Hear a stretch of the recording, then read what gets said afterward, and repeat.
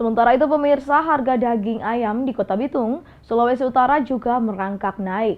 Kenaikan harga tersebut terjadi secara bertahap dan kemungkinan akan meningkat hingga 1 hari sebelum Hari Raya.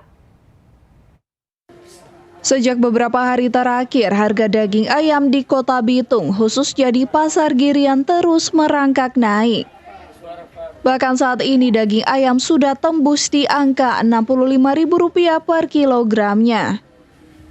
Sebelumnya harga daging ayam yang berkisar di harga Rp45 hingga Rp50.000 per kilogram.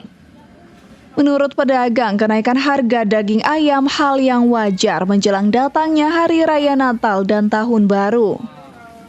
Kenaikan harga daging ayam juga dikarenakan naiknya harga pakan pada ayam.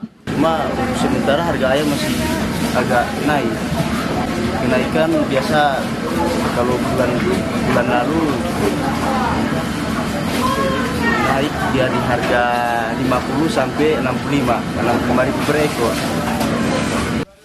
Kenaikan harga daging ayam diperkirakan akan terus naik hingga jelang Tahun Baru 2023 nanti. Dari Bitung, Tim Liputan Kawanua TV melaporkan.